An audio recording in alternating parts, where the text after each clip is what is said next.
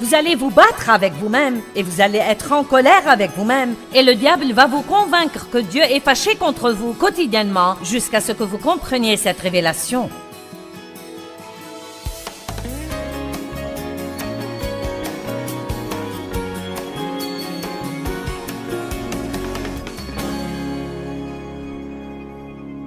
Vivre sans frustration. Père, nous te remercions pour la parole ce soir et je prie que chaque cœur ait vraiment une meilleure révélation de combien la grâce est merveilleuse. Nous avons parlé de la grâce tellement longtemps que nous avons oublié à quel point elle est merveilleuse.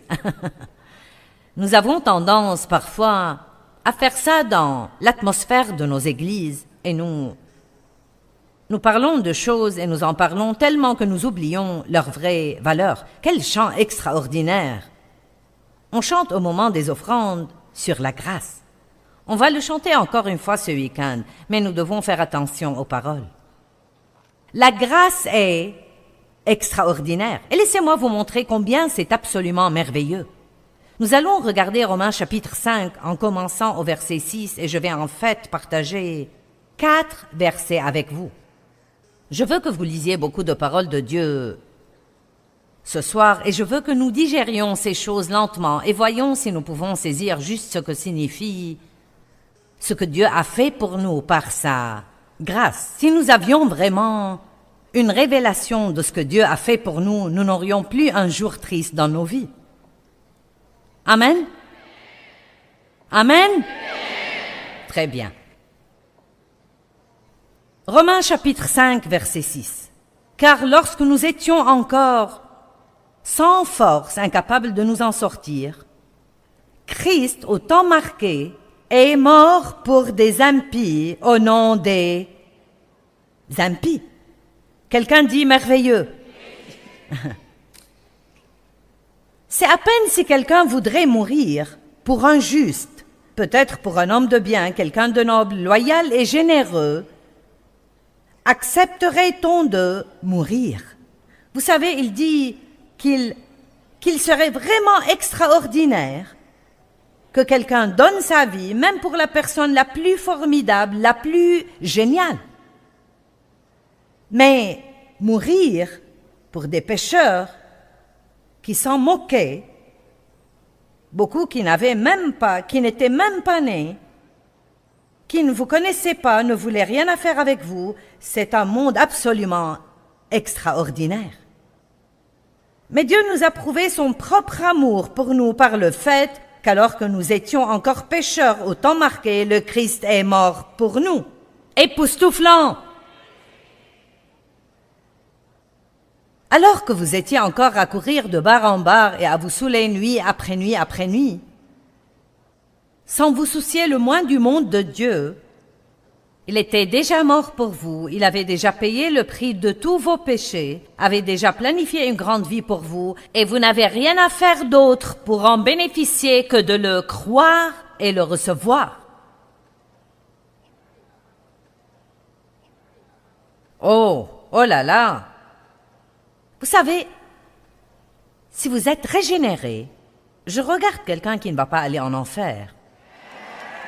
Et ça devrait nous garder de bonne humeur.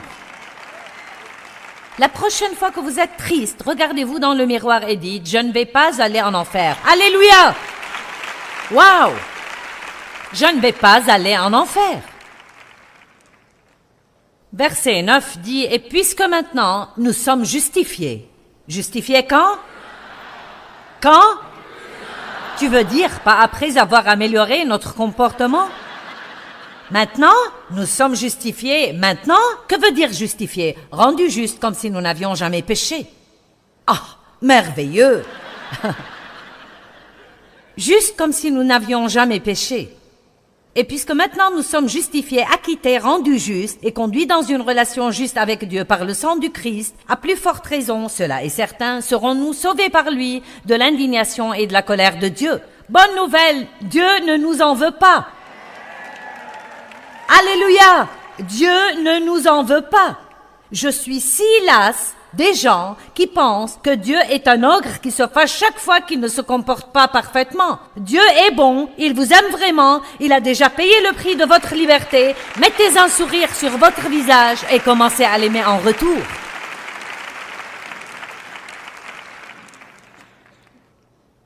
Car alors que nous étions encore ennemis, nous avons été réconciliés avec Dieu par la mort de son Fils. Écoutez cette partie. Car si, lorsque nous étions ennemis, nous avons été réconciliés avec Dieu par la mort de son Fils, si, quand nous ne nous soucions pas de lui d'un iota, Dieu a envoyé son Fils pour mourir pour nous, à bien plus forte raison certainement, une fois réconciliés, serons-nous sauvés par sa vie et par sa résurrection de la colère et de l'emprise du péché. Merveilleux! Donc, vous savez quoi? Dieu ne nous a pas sauvés comme s'il nous envoyait au foot et disait « Allez marquer un but ». De la même manière, nous sommes sauvés gratuitement. Tous ces gens qui reçoivent le Christ ce soir, des centaines et des centaines debout pour recevoir le Christ, ils n'ont rien fait. Ils disent juste « Oui, je veux cela. »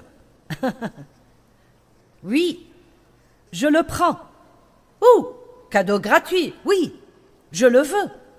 Voici, c'est une manifestation de la merveilleuse grâce de Dieu en action. Au moment même où vous recevez la vérité de la parole, une vie entière de péché, pas seulement votre vie passée, mais quand Dieu pardonne vos péchés, ce sont tous vos péchés, même les péchés que vous allez commettre demain et le jour d'après et le jour d'après. C'est pourquoi nous ne devons pas avoir peur du péché, car Dieu s'est occupé du problème.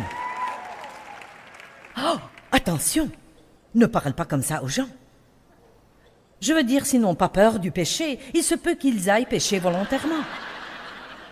Eh bien, pas vraiment. Pas si vous êtes vraiment né de nouveau et vous avez vraiment cette relation avec Dieu. Il y a une nouvelle nature à l'intérieur de vous maintenant. Vous pouvez toujours faire des choses mauvaises, mais écoutez, vous ne pouvez pas les faire et être à l'aise. Vous ne pouvez pas les faire et être à l'aise parce que maintenant vous avez quelque chose d'autre, une nouvelle loi qui travaille à l'intérieur de vous.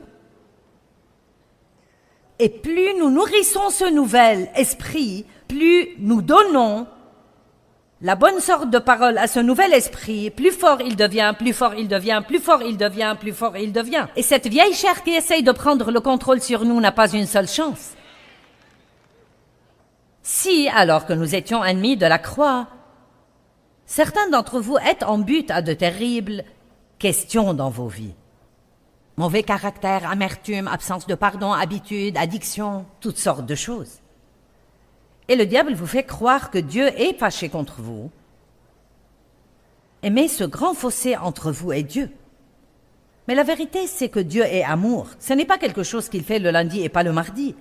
Ce n'est pas quelque chose qu'il fait quand nous sommes bons et puis qu'il arrête de faire quand nous sommes mauvais. Dieu nous aime tout le temps. Il nous a aimés à tel point qu'il a envoyé son Fils unique, Jésus-Christ, pour mourir pour nous. Donc, combien plus, maintenant que nous sommes rachetés, combien plus pouvons-nous être délivrés de la domination du péché? Le péché ne peut plus avoir une domination sur vous parce que le péché n'est plus votre maître. Vous avez un nouveau maître et plus vous savez cela, moins vous allez pécher. Bonne nouvelle. Car vous êtes sauvés par la foi, Éphésiens 2, 8 et 9, veut vous enseigner comment vivre. Car par la grâce, vous êtes sauvés par la foi. Lisons-les dans la Bible amplifiée. C'est par la grâce donnée gratuitement que vous êtes sauvés, délivrés du jugement et cohéritiers du salut de Christ. Et cela vient de votre foi. Par la grâce et par la foi. Par la grâce et par la foi. La foi n'achète pas le salut, elle reçoit le salut. La foi est essentiellement la main qui se tend et reçoit le cadeau gratuit de Dieu. Ok? C'est pourquoi il n'était pas difficile de recevoir le salut ce soir, parce que nous vous avons parlé d'un cadeau gratuit et vous avez dit « je le veux ». Et peut-être quelqu'un s'est retenu et a dit « eh bien, je ne le mérite pas, je vais m'amender d'abord ». Vous essayez d'acheter un cadeau gratuit, mais vous ne pouvez pas l'acheter. Ce n'est pas possible d'acheter un cadeau gratuit. C'est assez insultant pour votre chair parce que la chair veut gagner et mériter. elle veut mériter. J'ai cette relation formidable avec Dieu parce que je ceci et je cela et cela encore. Non, alors que nous étions encore pécheurs, il est mort pour nous. Vous avez été sauvés gratuitement et rendus co-héritiers du salut de Dieu. Remettons ces versets, s'il vous plaît. Rendu co-héritier du salut de Christ par votre foi, et ce salut ne vient pas de vous, ce n'est pas votre propre œuvre, il ne vient pas de vos propres efforts, mais c'est le don de Dieu. Verset 9. Cela ne vient pas des œuvres, ce n'est pas l'accomplissement des exigences de la loi, afin que personne ne puisse s'en glorifier ou en tirer fierté, ce n'est pas le résultat de ce que quiconque pourrait réaliser. Voilà, c'est comme ça que nous sommes sauvés. Et pour être honnête avec vous, la plupart des gens n'ont pas de problème avec ça. Non mais c'est comme, vous êtes oui, amen, gloire. Oui, je veux être sauvé. Ok maintenant, Colossiens 2,6, regardez ça. Je vais argumenter ici. Par conséquent, puisque vous avez reçu Christ, comment l'avons-nous reçu? Par la grâce, par la foi. Puisque vous avez reçu Christ, le Seigneur Jésus, donc vivez et réglez vos vies et conduisez-vous en union et conformité avec lui. Maintenant, voici mon message. De la même manière que nous avons reçu Christ, c'est de cette manière que nous devons vivre. Vous ne savez pas comment. Très peu de gens ici connaissent la parole. Ils disent, c'est génial, mais vous ne savez pas à quel point c'est génial. Car quand vous comprenez ce que je viens juste de dire, ça enlève la pression. Maintenant, tout d'un coup, vous ne vivez plus en essayant par vos efforts. Je ne vis plus en essayant, en me battant, en m'efforçant et en étant tout le temps frustré parce que quoi que je fasse, ça ne marche pas. Qui a essayé de s'auto-améliorer? Quelqu'un est déjà allé dans une session de ce genre où vous avez entendu quelqu'un prêcher et vous étiez si convaincu, mon Dieu, j'ai un problème avec ça, et vous avez décidé de rentrer chez vous et changer. Quelqu'un l'a déjà fait? Combien d'entre vous n'avez pas changé? Vous savez pourquoi? Parce que de la même manière que vous avez été sauvés, par la grâce, par la foi, de la même manière, vous devez changer. Ce que Dieu veut que nous fassions, c'est dire, Dieu, tu as raison, je suis convaincu par cette parole, j'ai un gros problème dans ce domaine et je veux changer, mais je ne peux pas changer si tu ne me changes pas toi-même. Tu dois le faire, Dieu, et je dépends de toi, et je te fais confiance, et je crois que tu vas faire tout ce qui doit être fait dans ma vie. Vous allez vous battre avec vous-même et vous allez être en colère avec vous-même et le diable va vous convaincre que Dieu est fâché contre vous quotidiennement jusqu'à ce que vous compreniez cette révélation. Nous vivons par la grâce. Vous comprenez? Ça va me prendre 4 sessions pour traiter le sujet. Maintenant, une jeune femme fait ouais. Pourquoi? Parce que c'est très bon. Vous savez ce que c'est? C'est merveilleux. C'est la grâce extraordinaire. Nous allons comprendre quelle grâce extraordinaire c'est avant de quitter cette salle. C'est vraiment extraordinaire ce que Dieu a fait pour nous.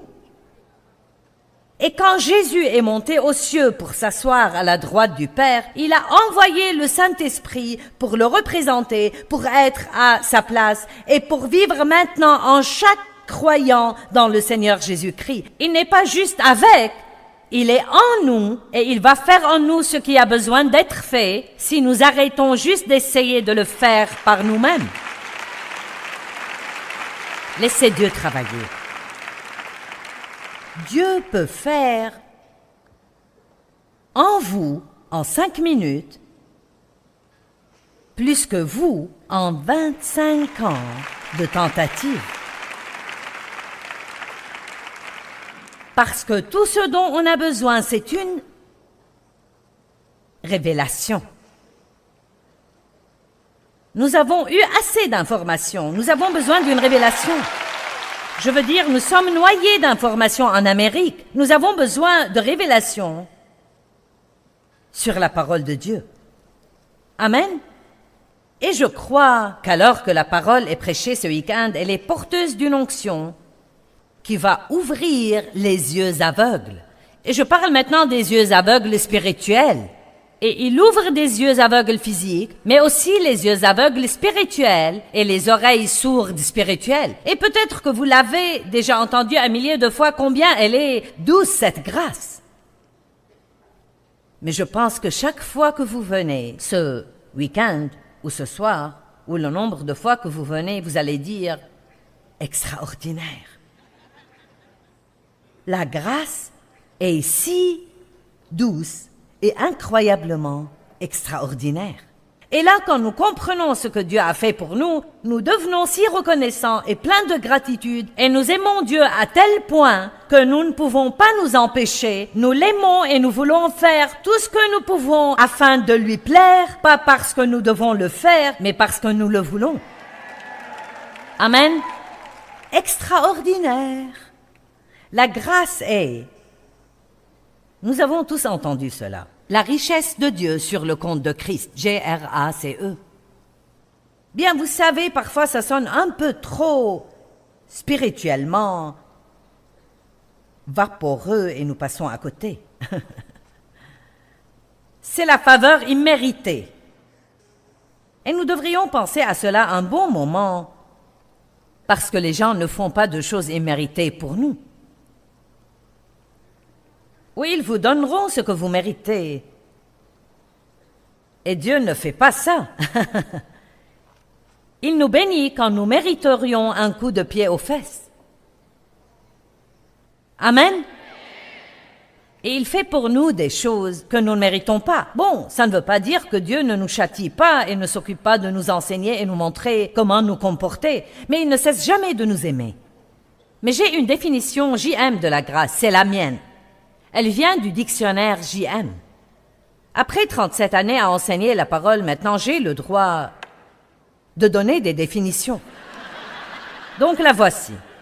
Je crois que la grâce est, oui, la faveur imméritée, mais c'est la puissance de Dieu rendue disponible pour nous, gratuitement, nous rendant capables de faire facilement ce que nous ne pourrions jamais faire par nous-mêmes, quel que soit le nombre d'efforts et de combats. Et vous en avez encore besoin, donc la voici. La grâce est une puissance. C'est la puissance de faire ce qui a besoin d'être fait, mais de le faire sans combat et sans effort, de le faire dans le repos de Dieu et de le faire avec facilité. Et c'est un don gratuit.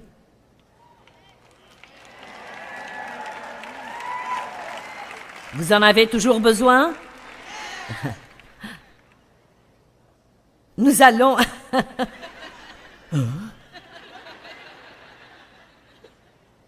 Je sais que votre petite chair est en train de crier. Bien, c'est sûr qu'il y a quelque chose que je dois faire. Commençons par croire. C'est pour ça que nous sommes appelés croyants. Si nous devions accomplir, nous serions accomplisseurs. Mais nous sommes des croyants et le mot croire veut dire recevoir et le mot recevoir veut dire croire. Donc ce soir, quand ces personnes ont reçu le Christ, ils ont cru que Jésus était mort pour leurs péchés et qu'il était désireux de leur pardonner et qu'il allait leur donner une vie meilleure. Et donc, ils ont cru et au moment où ils ont cru, ils ont reçu. Quand vous croyez, vous recevez. Quand vous recevez, vous croyez. Vous ne pouvez pas séparer les deux. Croire, c'est recevoir. Et Hébreux 4 dit que quand nous croyons, qu'est-ce qui se passe? Nous entrons dans le repos de Dieu. Vous savez, je m'amuse dans mes réunions. Oh, quand j'ai commencé à faire ça, j'ai pensé que la pression allait me tuer. Je veux dire, je priais si fort avant d'aller à mes réunions que j'arrivais déjà à moitié morte de fatigue, vous savez. Je ne pouvais parler à personne et je ne faisais pas ceci ni cela. Je devais déclencher l'onction. J'ai appris que la meilleure façon de vivre, c'est de vivre de la même façon tout le temps. Je n'ai pas à agir d'une manière ici et d'une autre manière ailleurs. Dieu veut que nous soyons, pas que nous nous édifions sur des actes. Israël ne m'a pas paru stressé ce soir de diriger la louange. Je l'ai vu avant, il était le même à l'arrière de la scène que devant. Vous entrez dans un genre différent de dons. Mais la vérité est que c'est Je suis à l'aise en faisant cela et j'aime le faire. Pourquoi? Parce que je fais la part que Dieu m'a donnée à faire. J'ai étudié et je suis venu ici. Le reste est de son essor. J'ai dit, j'ai étudié, je suis venu ici, le reste est de son essor. Vous savez ce qu'est la frustration? Essayez de faire quelque chose que vous ne pouvez pas faire. Essayez de faire arriver quelque chose que vous ne pouvez pas faire arriver. Quand j'ai commencé à faire cela, je croyais que je devais plaire à tout le monde. Oh, ça me tuait! Car des personnes me regardaient bizarrement et peut-être se levaient et partaient, et ils allaient aux toilettes, mais le diable me disait « Il n'aime pas ta prédication, il s'en va. » Il ne m'aime pas, oh Dieu, il ne m'aime pas. Et puis, si je disais quelque chose qui faisait que quelqu'un faisait la tête, je pensais « Oh, je dois dire quelque chose d'autre. » Donc je faisais tout pour essayer d'être apprécié. Et un jour, j'ai décidé, tu sais Dieu, ce n'est pas ma responsabilité de me faire aimer de ces gens. C'est ma responsabilité de venir ici et de faire ce que je crois que tu me dis de faire. Et Dieu, si quelqu'un doit m'aimer, c'est à toi de le faire.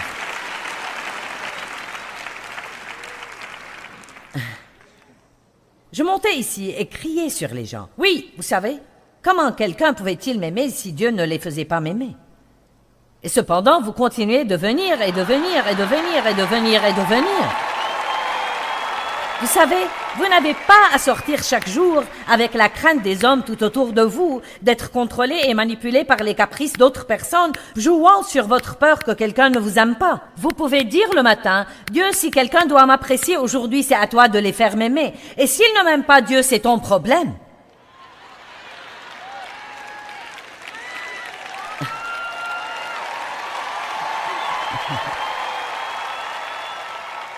Je vous dis juste, vous n'avez pas d'autre choix que de m'aimer parce que je l'ai déjà donné à Dieu. Néanmoins, je peux être libre ce soir car je crois déjà que Dieu va me donner les personnes dont j'ai besoin dans ma vie et ceux dont j'ai besoin. Je n'ai pas de pression. Est-ce que j'ai agi sous pression quand je recevais l'offrande ce soir? Je n'ai pas mis de pression sur vous. Je n'ai pas besoin d'essayer de vous contrôler. Car si Dieu a ordonné ceci, il va le financer. Je n'ai pas besoin de jouer de petits jeux pour avoir votre argent. Vous pouvez donner ou non. Et donner avec un sourire sur votre visage parce que vous croyez que vous semez dans la bonne terre qui porte de bons fruits et vous voulez y prendre part. Amen. Dieu va payer pour ce qu'il commande. S'il veut que je le fasse, il va pourvoir au salaire. Il le fait forcément car les factures sont payées. Donc par conséquent, il n'y a pas de combat. Je travaille dur. Mais ce que je fais n'est pas vraiment dur. Je veux dire, je travaille vraiment dur. Je vais être physiquement fatigué quand je vais rentrer chez moi. Mais ce n'est pas difficile pour moi de faire ce que je fais parce que je le fais par la grâce de Dieu. Je vais vous dire ce qui est dur. Une période de 24 heures entières à être en colère et pleine de ressentiments et à en vouloir à quelqu'un et ne pas pardonner. Vous voyez ça, ça me tuerait. Et voici la différence. Je travaille dur, mais je ne travaille pas de l'intérieur. Quand vous êtes en colère, vous pouvez être assis sur une chaise, mais vous travaillez si dur à l'intérieur que ça vous tue. Une journée entière de tourments et de soucis et d'anxiété à plein régime peut vous achever. Je préfère faire 3 de ces conférences à la suite, 4 sessions chacune, que de passer un seul jour, je veux dire rempli de fureur contre quelqu'un. Croyez-moi, ça me flingue vraiment. Je ne peux pas le gérer. Donc, si seulement nous pouvons apprendre comment recevoir la grâce de Dieu et laisser Dieu faire les choses à travers nous, je peux tout faire par Christ qui me fortifie. Ce n'est pas juste un petit verset que nous citons, mais vous le pouvez vraiment. Quoi que Dieu veuille que vous fassiez, vous êtes capable de le faire par la grâce de Dieu. Vous dites, ben alors, pourquoi je suis si frustré? Nous allons y arriver. Vous savez, j'ai une lampe ici. Eh bien,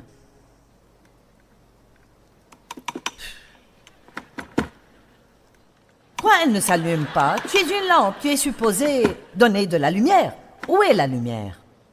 Oh, elle n'est pas branchée.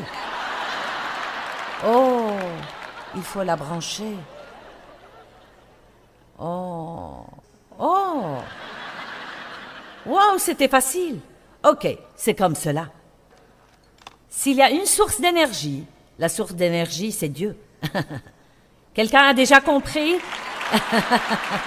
Vous voyez comme vous êtes vif? Révélation. Il y a une source d'énergie juste là.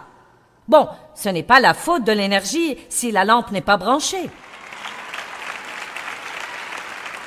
Donc, ce que nous devons faire, c'est de nous brancher tout simplement. Chaque fois que vous vous sentez frustré, prenez un moment et branchez-vous. Chaque fois que vous vous sentez épuisé, prenez un moment et branchez-vous. N'essayez même pas de sortir de chez vous le matin sans être sûr que vous êtes complètement chargé, que toutes vos batteries sont complètement rechargées. Nous avons deux choix dans la vie. Nous pouvons vivre une vie remplie de frustration ou nous pouvons nous humilier nous-mêmes et demander à Dieu de nous aider. Nous pouvons recevoir son don gratuit de grâce pour nous aider et c'est exactement ce que nous devrions faire.